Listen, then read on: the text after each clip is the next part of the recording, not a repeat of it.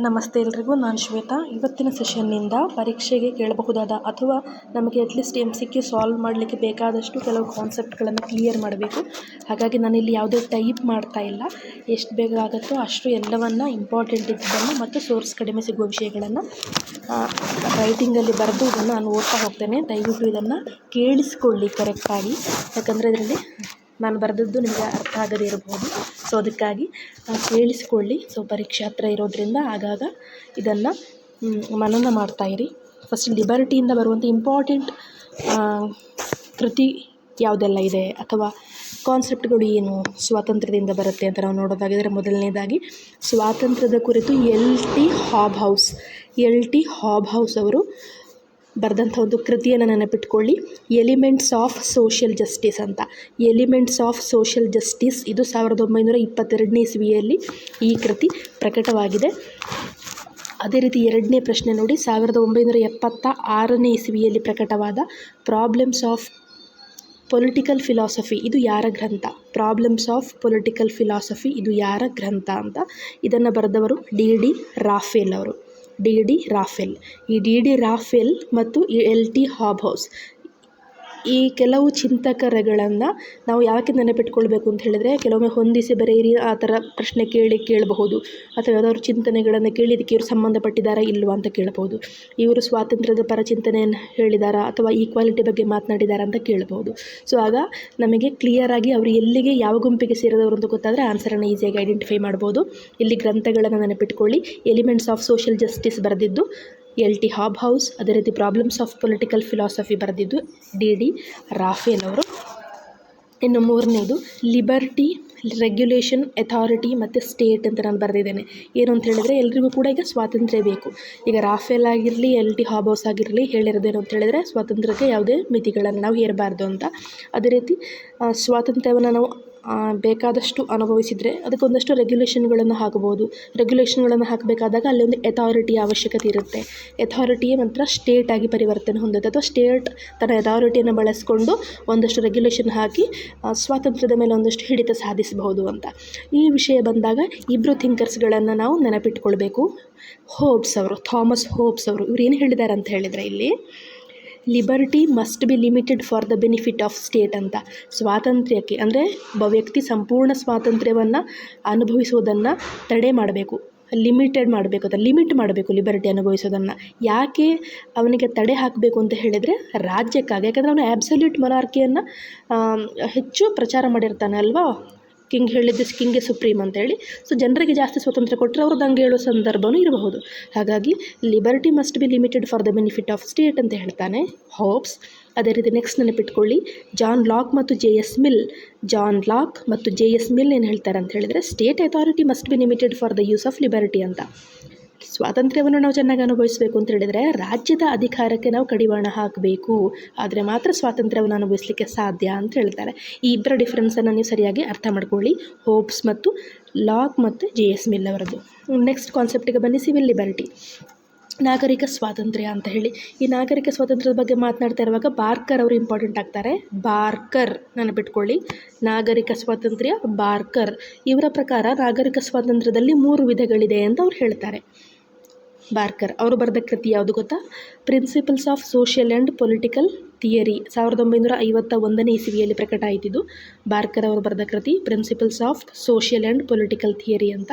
ಇವರ ಪ್ರಕಾರ ಅಲ್ಲಿರುವಂಥ 3 ಸ್ವಾತಂತ್ರ್ಯಗಳು ಯಾವುದು ಅವರ ಪ್ರಕಾರ ಅಂತ ಹೇಳಿದರೆ, ಫಿಸಿಕಲ್ ಫ್ರೀಡಮ್ ದೈಹಿಕ ಸ್ವಾತಂತ್ರ್ಯ, ಇಂಟೆಲೆಕ್ಚುಯಲ್ ಫ್ರೀಡಮ್ ಬೌದ್ಧಿಕ ಸ್ವಾತಂತ್ರ್ಯ, ಮತ್ತು ಪ್ರಾಕ್ಟಿಕಲ್ ಪ್ರಾಯೋಗಾತ್ಮಕ ಸ್ವಾತಂತ್ರ್ಯ ಅಂತ ಹೇಳಿ. ಈ 3 ಸ್ವಾತಂತ್ರ್ಯಗಳು ನಾಗರಿಕ ಸ್ವಾತಂತ್ರ್ಯದ ವಿಧಗಳು ಅಂತ ಹೇಳಿ ಬಾರ್ಕರ್ ಅವರು ಹೇಳ್ತಾರೆ. ಇವೆಲ್ಲ ಇಂಪಾರ್ಟೆಂಟ್ ಕ್ವಶನನ್ನು ನಾನು ಕಲೆಕ್ಟ್ ಮಾಡ್ಕೊಂಡಿರೋದು ಗೋಬಾ ಅವರ ಪೊಲಿಟಿಕಲ್ ಥಿಯರಿ ಬುಕ್ಕಿಂದ. 2 ವರ್ಷದಲ್ಲಿ ಬಂದಿರೋದು, 2 ಬುಕ್ ನಮ್ಮಲ್ಲಿರೋದ್ರಿಂದ, ಮತ್ತು ಕೆಲವು ಸೋರ್ಸ್ಗಳು ಅಲ್ಲಿರುವಂಥ ಇಂಪಾರ್ಟೆಂಟ್ ಮಾಹಿತಿಯನ್ನು ನಾನಿಲ್ಲಿ ಕೀ ನೋಟ್ಸ್ ಆಗಿ ಬರೆದಿದ್ದೇನೆ. ಇನ್ನು 5ನೇ ಪ್ರಶ್ನೆ, ಸ್ವಾತಂತ್ರ್ಯದ ಕುರಿತ ಆನ್ ಲಿಬರ್ಟಿ ಕೃತಿಯ ರಚನೆಕಾರರು ಯಾರು? ನಿಮಗೆ ಗೊತ್ತೇ ಇರುತ್ತೆ, ಅತ್ಯಂತ ಸುಲಭ ಪ್ರಶ್ನೆ ಇದು. On liberty J S Mill ನೆನಪಾಗಬೇಕು. ಜೆ ಎಸ್ ಮಿಲ್ ಅವರ ಬಗ್ಗೆ ಯಾವುದೇ ಪ್ರಶ್ನೆ ಎಕ್ಸಾಮಲ್ಲಿ ಕೇಳಲಿ, ನಿಮಗೆ ನೆನಪಿರಲಿ, ಅವರು ತುಂಬ ಸ್ವಾತಂತ್ರ್ಯಕ್ಕೆ ಹೆಚ್ಚು ಮಹತ್ವ ಕೊಡ್ತಾರೆ, ಮಹಿಳಾ ಸ್ವಾತಂತ್ರ್ಯಕ್ಕೆ ಹೆಚ್ಚು ಮಹತ್ವ ಕೊಡ್ತಾರೆ ಅವರು. ಆದರೆ ರಿಸ್ಟ್ರಿಕ್ಷನ್ಸ್ ಹಾಕದೇ ಇರಬಾರ್ದು ಅಂತ ಅವ್ರು ಹೇಳಲಿಲ್ಲ.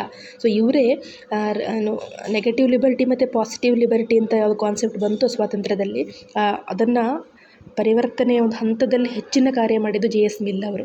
ಸೊ ಹಾಗಾಗಿ ಅವರನ್ನು ಚಾಂಪಿಯನ್ ಆಫ್ ಲಿಬರ್ಟಿ ಅಂತ ಹೇಳ್ತೇವೆ, JS ಮಿಲ್ ಅವರನ್ನು. ಲಿಬರ್ಟಿ ಬಂದರೆ ಅಗ್ರಗಣ್ಯರು JS ಮಿಲ್ ಅವರು ಮಾತ್ರ. ಸೊ ಹಾಗಾಗಿ ಆನ್ ಲಿಬರ್ಟಿ JS ಮಿಲ್ ಅವರ ಕೃತಿ, ಮರಿಬೇಡಿ. ಇನ್ನು ರಾಜಕೀಯ ಸ್ವಾತಂತ್ರ್ಯ ಅಂತ ಹೇಳಿ ಬಂದಾಗ ಇಲ್ಲಿ ಇನ್ನೂ ಇಬ್ಬರು ಲೇಖಕರನ್ನು ನೆನಪಿಟ್ಕೊಳ್ಳಿ. ವಿಲಿಯಂ ಬ್ಲ್ಯಾಕ್ಸ್ಟೋನ್ ಅಂತ. ವಿಲಿಯಂ ಬ್ಲ್ಯಾಕ್ಸ್ಟೋನ್ ಇವರು ಏನು ಹೇಳ್ತಾರೆ, ರಾಜಕೀಯ ಸ್ವಾತಂತ್ರ್ಯ ಅಂದರೆ, ಪೊಲಿಟಿಕಲ್ ಲಿಬರ್ಟಿ ಅಂದರೆ ಕರ್ಬಿಂಗ್ ಗೌರ್ಮೆಂಟ್ನ ಅಧಿಕಾರವನ್ನು ಕಡಿವಾಣ ಹಾಕುವುದನ್ನು ನಾವು ರಾಜಕೀಯ ಸ್ವಾತಂತ್ರ್ಯ ಅಂತ ಹೇಳ್ಬೋದು ಅಂತ. ಆದರೆ ಬಾರ್ಕರ್ ಏನು ಹೇಳ್ತಾರೆ ಅಂತ ಹೇಳಿದ್ರೆ, ಕಾನ್ಸ್ಟಿಟ್ಯೂಟಿಂಗ್ ಆ್ಯಂಡ್ ಕಂಟ್ರೋಲಿಂಗ್ ಗೌರ್ಮೆಂಟ್, ಸರ್ಕಾರವನ್ನು ರಚಿಸುವಂಥದ್ದು ಮತ್ತು ಅದನ್ನು ನಿಯಂತ್ರಣಕ್ಕೆ ತರುವಂಥದ್ದು ನಿಜವಾದ ಸ್ವಾತಂತ್ರ್ಯ, ರಾಜಕೀಯ ಸ್ವಾತಂತ್ರ್ಯ ಅಂತ ಅವರು ಹೇಳ್ತಾರೆ. ಇನ್ನು 7ನೇದು ಆರ್ಥಿಕ ಸ್ವಾತಂತ್ರ್ಯದ ಕುರಿತು ಯಾರಾದರೂ ಒಪಿನಿಯನ್ ಹೇಳಿದ್ದಾರೆ ಅಂತ ನೋಡೋದಾಗಿದ್ದರೆ ಆರ್ ಎಚ್ ತಾವ್ನಿ ಇವರು ಬರೆದಂಥ ಕೃತಿ ಈಕ್ವಾಲಿಟಿ. ಇಲ್ಲಿ ಬಡವಾಗಿರಲಿ ಶ್ರೀಮಂತರಾಗಿರಲಿ ಅವರಿಗೆಲ್ಲ ಅವಕಾಶಗಳ ಸ್ವಾತಂತ್ರ್ಯವನ್ನು ಕೊಡಬೇಕು ಅಂತ ಅವ್ರು ಹೇಳ್ತಾರೆ. R.H. ತಾವ್ನಿ ಈಕ್ವಾಲಿಟಿಯನ್ನು ಬರೆದಂಥ ಕೃತಿಯ ಕರ್ತೃ. ಇನ್ನು 8ನೇ ಪ್ರಶ್ನೆ ನೋಡಿ, 1941ರ ಅಟ್ಲಾಂಟಿಕ್ ಚಾರ್ಟರ್ ಇದು 2ನೇ ಮಹಾಯುದ್ಧ ಆಗುವಂಥ ಸಂದರ್ಭದಲ್ಲಿ ಯಾವ್ಯಾವ ಸ್ವಾತಂತ್ರ್ಯಗಳನ್ನೆಲ್ಲ ಗುರುತಿಸಲಾಗಿತ್ತು ಅಂತ ಒಂದಷ್ಟು ಪಟ್ಟಿ ಮಾಡ್ತಾರೆ ಅವರು.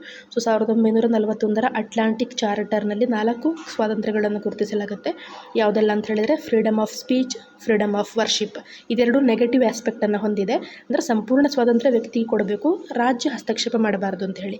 ಇನ್ನು freedom of fear, freedom from fear ಮತ್ತು ಫ್ರೀಡಮ್ ಫ್ರಮ್ ವಾಂಟ್ ಅಂತ ಈ 2 ಪಾಸಿಟಿವ್ ಆಸ್ಪೆಕ್ಟನ್ನು ಹೊಂದಿದೆ. ಅಂದರೆ ರಾಜ್ಯ ಹಸ್ತಕ್ಷೇಪ ಮಾಡಬೇಕು, ಒಬ್ಬನಿಗೆ ಭಯ ಇಲ್ಲದೆ ಬದುಕಬೇಕು ಅಂತ ಹೇಳಿದರೆ ಇನ್ನೊಬ್ಬ ಅವನಿಗೆ ತೊಂದರೆ ಕೊಡೋದನ್ನು ತಪ್ಪಿಸಬೇಕು, ಆಗ ರಾಜ್ಯ ಮಧ್ಯಪ್ರವೇಶ ಮಾಡಬೇಕು, ಪೊಲೀಸ್ ಪ್ರೊಟೆಕ್ಷನನ್ನು ಕೊಡಬೇಕು ಅಲ್ವಾ. ಸೊ ಹಾಗಾಗಿ ಇದು ಪಾಸಿಟಿವ್ ಆಸ್ಪೆಕ್ಟನ್ನು ಹೊಂದಿದೆ. ಅಟ್ಲಾಂಟಿಕ್ ಚಾರ್ಟರಲ್ಲಿ 4 ಸ್ವಾತಂತ್ರ್ಯವನ್ನು ಗುರುತಿಸಲಾಗಿದೆ. Freedom of speech, freedom of worship, freedom from fear, freedom from want ಅಂತ ಎಲ್ಲಾದರೂ ಕೇಳ್ಬೋದು. ಯಾವುದಾದ್ರೂ ಒಂದು ಗುಂಪಿಗೆ ಸೇರಲ್ಲ ಯಾವುದು ಅಂತ ಕೇಳಿದರೆ ಈ ಥರ ನೀವು ಆನ್ಸರ್ ಮಾಡಬೇಕು. ಇದೆಲ್ಲ ಈ ಆಲ್ರೆಡಿ ಕ್ವಶನ್ ಪೇಪರ್ ಸೆಟ್ ಆಗಿರೋದ್ರಿಂದ ಯಾವ ಪ್ರಶ್ನೆ ಬರುತ್ತೆ ಅಂತ ಖಂಡಿತವಾಗ್ಲೂ ಗೊತ್ತಿಲ್ಲ. ಆದರೆ ಕೆಲವು ಕಾನ್ಸೆಪ್ಟ್ಗಳನ್ನು ನೀವು ಅರ್ಥ ಮಾಡಿಕೊಂಡ್ರೆ, ಈಸಿ ಅಂತ ನಿಮ್ಮ ಗಮನಕ್ಕೆ ತಂದರೆ, ಅಟ್ಲೀಸ್ಟ್ ಫಸ್ಟ್ ರೌಂಡಲ್ಲಿ ಒಂದು 50 to 60 ಕ್ವಶನನ್ನು ಕರೆಕ್ಟಾಗಿ ನೀವು ಫ್ರೇಮ್ ಮಾಡಿದರೆ ನಿಮ್ಮ ಓವರಾಲ್ ಸ್ಕೋರ್ 180ಗಿಂತ ಮೇಲೆ ಬರೋದನ್ನು ನೀವು ಟ್ರೈ ಮಾಡಿ. ಇನ್ನು 9ನೇ ಪ್ರಶ್ನೆ ನೋಡಿ, an introduction to modern political theory. ಇದು 1989ರಲ್ಲಿ ರಚನೆಯಾಗಿದ್ದು, ಈ ಗ್ರಂಥ ಬರೆದದ್ದು ಯಾರು ಅಂತ ಹೇಳಿದರೆ ನಾರ್ಮನ್ ಪಿ ಬ್ಯಾರಿ ಅವರು ಬರೆದದ್ದು. ಇಲ್ಲಿ ಹೆಸರೇ ಹೇಳುತ್ತೆ ಅಲ್ವಾ, ಮಾಡರ್ನ್ ಪೊಲಿಟಿಕಲ್ ಥಿಯರಿ ಅಂದರೆ ಇತ್ತೀಚಿನದಾಗಿರಬೇಕು. ಹಾಗಾಗಿ ಹಳೆ ಚಿಂತಕರ ಹೆಸರೆಲ್ಲ ಬಂದರೆ ಅದನ್ನು ನೀವು ಈಸಿಯಾಗಿ ಕಟ್ಔಟ್ ಮಾಡ್ಬೋದು. ಇದು 10ನೇದು ನೆಗೆಟಿವ್ ಲಿಬರ್ಟಿ ಬಗ್ಗೆ ನೋಡುವ.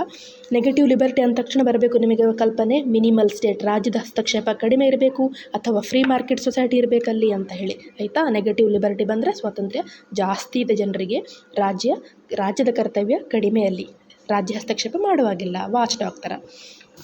ಇನ್ನು ನಕಾರಾತ್ಮಕ ಸ್ವಾತಂತ್ರ್ಯದ ಪರ ಇರುವ ಚಿಂತಕರು ಯಾರು ಅಂತ ನೀವು ನೋಡಿ. Adam Smith, Jeremy Bentham, James Mill, Henry Sidgwick, Herbert Spencer ಇವರನ್ನು ಮರಿಬೇಡಿ. Adam Smith, Jeremy Bentham, James Mill, Henry Sidgwick ಮತ್ತು ಹರ್ಬರ್ಟ್ ಸ್ಪೆನ್ಸರ್ ಇವರು ನೆಗೆಟಿವ್ ಲಿಬರ್ಟಿ, ನಕಾರಾತ್ಮಕ ಸ್ವಾತಂತ್ರ್ಯದ ಪ್ರತಿಪಾದಕರು. ಇನ್ನು 11ನೇದು ನಕಾರಾತ್ಮಕ ಸ್ವಾತಂತ್ರ್ಯದಿಂದ ಸಕಾರಾತ್ಮಕ ಸ್ವಾತಂತ್ರ್ಯದ ಕಡೆ ಒಲವು ತೋರಿದ ಪ್ರಮುಖ ಚಿಂತಕ ಯಾರು ಅಂತ. ನೆಗೆಟಿವ್ ಲಿಬರಲಿಸಮ್ನಿಂದ ಪಾಸಿಟಿವ್ ಲಿಬರಲಿಸಮ್ಗೆ ಒಲವು ತೋರಿದ್ದು ಯಾರು? JS Mill, John Stuart Mill. ಇಂದೆಲ್ಲ ಇಂಡಸ್ಟ್ರಿಯಲ್ ರೆವಲ್ಯೂಷನ್ ಆಯಿತು, ಆಮೇಲೆ ಮಾರ್ಕೆಟ್ ಸೊಸೈಟಿ ಒಂದು ಧೋರಣೆ ಬಂತು, ರಾಜ್ಯ ಹಸ್ತಕ್ಷೇಪ ಮಾಡಬೇಕಾ ಬೇಡವಾ ಅಂಥೇಳಿ, ಇಂಡಿವಿಜುವಲನ್ನು ಫ್ರೀಯಾಗಿ ಬಿಡಬೇಕು ಅಂತ. ಸೊ ಫ್ರೀಯಾಗಿ ಬಿಟ್ಟರೆ ಆತ ಇನ್ನೊಬ್ಬನಿಗೆ ಹಕ್ಕುಗಳಿಗೆ ತೊಂದರೆ ಕೂಡ ಕೊಡ್ಬೋದಲ್ವ. ಸೊ ಆ ಸಂದರ್ಭದಲ್ಲಿ ಏನಾಗುತ್ತೆ, ವೆಲ್ಫೇರ್ ಸ್ಟೇಟ್ ಅನ್ನೋ ಕಾನ್ಸೆಪ್ಟ್ ಮತ್ತು ಅದು ಇಂಗ್ಲೆಂಡಲ್ಲಿ ಸ್ಥಾಪನೆ ಆ ಥರದೊಂದು ಕಾನ್ಸೆಪ್ಟ್ ಅಭಿವೃದ್ಧಿಗೆ ಬರುತ್ತೆ. ಸೊ ಆ ಸಂದರ್ಭದಲ್ಲಿ JS ಮಿಲ್ ಹೇಳ್ತಾರೆ ಏನು ಅಂತ ಹೇಳಿದರೆ, ರಾಜ್ಯ ಒಂದು ಸ್ವಲ್ಪ ರಿಸ್ಟ್ರಿಕ್ಷನ್ಸ್ ಹಾಕಬೇಕು, ಅದನ್ನು ನಾವೇನು ಹೇಳ್ತೇವೆ, ಸಕಾರಾತ್ಮಕ ಸ್ವಾತಂತ್ರ್ಯ ಅಂತ ಹೇಳ್ತೇವೆ. ಇನ್ನು 12ನೇ ಪ್ರಶ್ನೆ, ಮಾನವನ ಪ್ರವೃತ್ತಿ ಅಂದರೆ ಇಲ್ಲಿ ಮಾನವನ ಆ್ಯಕ್ಷನ್ಗಳು, ಕನ್ನಡ ತರ್ಜುಮೆ ಸ್ವಲ್ಪ ನೋಡ್ಕೊಳ್ಳಿ ನೀವು. ಮಾನವನ ಪ್ರವೃತ್ತಿ, ಮಾನವನ ಆ್ಯಕ್ಷನ್ಸ್, ಅದನ್ನು ಡಿವೈಡ್ ಮಾಡ್ತಾರೆ. ಸೆಲ್ಫ್ ರಿಗಾರ್ಡಿಂಗ್, ತನ್ನಿಗೆ ಪರ ಇರುವ, ಮತ್ತು ಅದರ್ ರಿಗಾರ್ಡಿಂಗ್, ಇನ್ನೊಬ್ಬನಿಗಾಗಿ ನಾನು ಮಾಡುವ ಅಂತ ಹೇಳಿ ಮಾನವನ ಕಾರ್ಯಗಳನ್ನು ವಿಂಗಡಿಸಿದ ವ್ಯಕ್ತಿ ಯಾರು ಅಂತ ಹೇಳಿ. ಇದರಲ್ಲಿ ವ್ಯಕ್ತಿಯಿಂದ ಸಮಾಜಕ್ಕೆ ಎಲ್ಲಾದರೂ ತೊಂದರೆ ಉಂಟಾದರೆ ಅದನ್ನು ನಿಯಂತ್ರಿಸುವುದು ಅನಿವಾರ್ಯ ಅಂತ ಹೇಳಿದ್ದು ಯಾರು ಅಂತ ಹೇಳಿದ್ರೆ ಜೆ ಎಸ್ ಮಿಲ್ಲನ್ನು ಜಾಸ್ತಿ ತಿಳ್ಕೊಳ್ಳಿ ನೀವು. ಸೆಲ್ಫ್ ರಿಗಾರ್ಡಿಂಗ್ ಆ್ಯಕ್ಷನ್ಸ್ ಮತ್ತು ಅದರ್ ರಿಗಾರ್ಡಿಂಗ್ ಆ್ಯಕ್ಷನ್ಸ್ ಅಂತ ಲಿಬರ್ಟಿಯನ್ನು ಡಿವೈಡ್ ಮಾಡಿದ್ದು ಜೆ ಎಸ್ ಮಿಲ್. ಸೊ ಹಾಗಾಗಿ ಸೆಲ್ಫ್ ರಿಗಾರ್ಡಿಂಗ್ ತನಗೆ ಯಾವುದು ಇಷ್ಟನೋ ಅದನ್ನು ಮಾಡಲಿಕ್ಕೆ ವ್ಯಕ್ತಿಯನ್ನು ಬಿಡಬೇಕು, ಅಲ್ಲಿ ರಾಜ್ಯ ಬರಬಾರ್ದು. ಆದರೆ ಅದರ್ ರಿಗಾರ್ಡಿಂಗ್ ಅಂತ ಬಂದಾಗ ಇನ್ನೊಬ್ಬನಿಗೆ ತನ್ನಿಂದ ಧಕ್ಕೆಯಾಗಬಾರದು. ಸೊ ಧಕ್ಕೆಯಾಗದಂತೆ ತಡೆಯಲಿಕ್ಕೆ ರಾಜ್ಯ ಬರಬೇಕು ಅಲ್ವಾ. ಸೊ ಅದು ನೆನಪಿಟ್ಕೊಳ್ಳಿ, J S Mill, self regarding, other regarding. ಇನ್ನು 13ನೇ ಪ್ರಶ್ನೆಗೆ ಬನ್ನಿ. ಪಾಸಿಟಿವ್ ಲಿಬರ್ಟಿ, ಸಕಾರಾತ್ಮಕ ಸ್ವಾತಂತ್ರ್ಯದ ಪ್ರತಿಪಾದಕರು ಯಾರೆಲ್ಲ ಅಂದರೆ J S Mill, T H Green, L T Hobhouse, H J Laski. ಈ 4 ಜನರನ್ನು ನೆನಪಿಟ್ಕೊಳ್ಳಿ. J S Mill, T H Green, L T Hobhouse, H J Laski. ಇನ್ನು 14ನೇ ಪ್ರಶ್ನೆ, ಟಿ ಎಚ್ ಗ್ರೀನ್ ನೋಡಿ, ಹಕ್ಕುಗಳ ಸಿದ್ಧಾಂತದಲ್ಲಿ ಅವರು ವ್ಯಕ್ತಿಯ ವ್ಯಕ್ತಿತ್ವವನ್ನು ನಿಯಂತ್ರಿಸಬೇಕು, ಆದರೆ ಮಾತ್ರ ಅವನು ಹಕ್ಕುಗಳನ್ನು ಅನುಭವಿಸ್ತಾನೆ, ಸ್ವಾತಂತ್ರ್ಯವನ್ನು ಅನುಭವಿಸ್ತಾನೆ ಅಂತ ಟಿ ಎಚ್ ಗ್ರೀನ್ ಹೇಳಿದ್ದು. ಇವರನ್ನು ನೆನಪಿಟ್ಕೊಳ್ಳಿ. ಮಿಲ್, ಗ್ರೀನ್ ಇವರಿಬ್ಬರೂ ಕೂಡ ಒಂಥರ ಫ್ರೆಂಡ್ಸ್ ಇದ್ದ ಹಾಗೆ. ವಯಸ್ಸಲ್ಲಿ ಒಂದಷ್ಟು ಡಿಫ್ರೆನ್ಸ್ ಅಷ್ಟೇ ಇರೋದು, ಗುರು ಶಿಷ್ಯರ ಥರ, ಆದರೆ ಒಂದಷ್ಟು ಮ್ಯಾಚ್ ಆಗುತ್ತೆ ಅವರಿಬ್ಬರದ್ದು ಕೂಡ. ಇನ್ನು 15ನೇದು ನೋಡಿ, ಹಾಬ್ಹೌಸ್ ಮತ್ತು ಲಾಸ್ಕಿ. ಪ್ರೈವೇಟ್ ಪ್ರಾಪರ್ಟಿ ಬಗ್ಗೆ ಇವ್ರೇನು ಹೇಳಿದ್ದಾರೆ ಅಂಥೇಳಿ, ಖಾಸಗಿ ಆಸ್ತಿಗೆ ನಿಯಂತ್ರಣ ಹಾಕಬೇಕು ಅಂದರೆ ಆಬ್ಸಲ್ಯೂಟ್ ಅಂದರೆ ಏನರ್ಥ, ಸಂಪೂರ್ಣವಾಗಿ ಎಲ್ರಿಗೂ ಕೂಡ ಖಾಸಗಿ ಆಸ್ತಿ ಮಾಡಲಿಕ್ಕೆ ಅವಕಾಶ ಕೊಡಬಾರ್ದು. ಅವಕಾಶ ಕೊಟ್ಟರೆ ಶ್ರೀಮಂತರೇ ಆಗ್ತಾ ಹೋಗ್ತಾರೆ ಅಲ್ವಾ. ಸೊ ಹಾಗಾಗಿ ಖಾಸಗಿ ಆಸ್ತಿಗೆ ಒಂದಷ್ಟು ನಿಯಂತ್ರಣ ಹಾಕಬೇಕು ಅಂದರೆ ಸ್ವಾತಂತ್ರ್ಯಕ್ಕೆ ನಿಯಂತ್ರಣ ಹಾಕಬೇಕು ಅಂತ ಹೇಳಿದ್ದು ಹಾಬ್ಹೌಸ್, ಲಾಸ್ಕಿ. ನೆನಪಿಟ್ಕೊಳ್ಳಿ, ಹಾಬ್ಹೌಸ್, ಲಾಸ್ಕಿ, ಆಸ್ತಿಗೆ ನಿಯಂತ್ರಣ. ಇನ್ನು 16ನೇದು ನೋಡಿ, ಲಿಬರ್ಟೇರಿಯನ್ಸ್, ಸ್ವತಂತ್ರತಾವಾದಿಗಳು. ಲಿಬರ್ಟೇರಿಯನ್ಸ್ ಅಂದರೆ ಯಾವಾಗ ವೆಲ್ಫೇರ್ ಸ್ಟೇಟ್ ಕಾನ್ಸೆಪ್ಟ್ ಬಂತೋ ಸರ್ಕಾರ ಒಂದಷ್ಟು ಜನರ ಮೇಲೆ ಹಸ್ತಕ್ಷೇಪ ಮಾಡಿತ್ತು, ಒಂದಷ್ಟು ಕಡಿವಾಣ ಹಾಕ್ತಲ್ವ. ಈ ಕಡಿವಾಣ ಬೇಡ, ಮತ್ತು ಮಾರ್ಕೆಟ್ ಸೊಸೈಟಿ ಬೇಕು ನಮಗೆ, ರಾಜ್ಯ ಹಸ್ತಕ್ಷೇಪ ಮಾಡಬಾರ್ದು, ನಾವು ಫ್ರೀ ಆಗಿರಬೇಕು, ಫ್ರೀಡಮ್ ನಮಗೆ ಜಾಸ್ತಿ ಬೇಕು ಅಂತ ಇವರ ವಾದ. ಲಿಬರ್ಟೇರಿಯನ್ಸ್ದು ಯಾರು ಪ್ರಮುಖ ಚಿಂತಕರು ಅಂದರೆ Isaiah Berlin, F A Hayek, Milton Friedman, Robert Nozick. 4 ಜನರನ್ನು ನೆನಪಿಟ್ಕೊಳ್ಳಿ, ಯಾಕಂದರೆ ಇಂಥವರೇ ಕನ್ಫ್ಯೂಸ್ ಮಾಡ್ತಾರೆ ನಮಗೆ ಎಕ್ಸಾಮಲ್ಲಿ. Isaiah Berlin, Friedrich Hayek, Milton Friedman ಮತ್ತು ರಾಬರ್ಟ್ ನಾಜಿಕ್ ಅವರು. ಇನ್ನು 17ನೇ ಪ್ರಶ್ನೆ, 2 ಕಾನ್ಸೆಪ್ಟ್ಸ್ ಆಫ್ ಲಿಬರ್ಟಿ ಅನ್ನುವಂಥ ಕೃತಿ 1958ರಲ್ಲಿ ಬರೆದಿದ್ದಾರೆ ಯಾರು? 2 ಕಾನ್ಸೆಪ್ಟ್ ಆಫ್ ಲಿಬರ್ಟಿ ಅಂತ, ಸ್ವಾತಂತ್ರ್ಯದ 2 ಪರಿಭಾವನೆಗಳು, 2 ಕಾನ್ಸೆಪ್ಟ್ಸ್ ಆಫ್ ಲಿಬರ್ಟಿ ಬರೆದಿದ್ದು ಇಸಾಯಾ ಬೆರ್ಲಿನ್. ಲಿಬರ್ಟಿಯಲ್ಲಿ 2 ಕಾನ್ಸೆಪ್ಟ್ ಇದೆ ಅಂತ ಹೇಳಿದ್ದು ಇಸಾಯಾ ಬೆರ್ಲಿನ್. ಯಾವುದೆಲ್ಲ 2 ಕಾನ್ಸೆಪ್ಟ್ ಅಂತ ಹೇಳಿದ್ರೆ ನೆಗೆಟಿವ್ ಲಿಬರ್ಟಿ ಮತ್ತು ಪಾಸಿಟಿವ್ ಲಿಬರ್ಟಿ ಅಂತ ಹೇಳಿ. ಒಂದರೆ ಸ್ವಲ್ಪ ಫ್ರೀ ಕೊಡಿ, ಒಂದು ತಮ್ಮ ಕರ್ತವ್ಯಗಳನ್ನು ಮಾಡಲಿಕ್ಕೆ ಬಿಡಿ, ಸ್ವಾತಂತ್ರ್ಯ ಜಾಸ್ತಿ ಕೊಡಬೇಕು ಅಂತ ವಾದ ಮಾಡಿದ್ದು, ರಾಜ್ಯ ಹಸ್ತಕ್ಷೇಪ ಮಾಡಬಾರದು ಅಂತ. ಸೊ ಲಿಬರ್ಟಿಯ 2 ಕಾನ್ಸೆಪ್ಟ್ ಪಾಸಿಟಿವ್ ಮತ್ತು ನೆಗೆಟಿವ್ ಅಂತ ಡಿವೈಡ್ ಮಾಡಿದ್ದು ಇಸಾಯಾ ಬೆರ್ಲಿನ್, ಮರಿಬೇಡಿ. ಇನ್ನು 18ನೇ ಪ್ರಶ್ನೆ, ಎಫ್ ಎ ಹ್ಯಾಕ್ರವರ ಕೃತಿ ಯಾವುದು? ಕಾನ್ಸ್ಟಿಟ್ಯೂಷನ್ ಆಫ್ ಲಿಬರ್ಟಿ, 1960ನೇ ಇಸವಿಯಲ್ಲಿ ಪ್ರಿಂಟ್ ಆಗಿದೆ ಇದು. Constitution of liberty, Friedrich Hayek ಅವರ ಪುಸ್ತಕ ಇದು.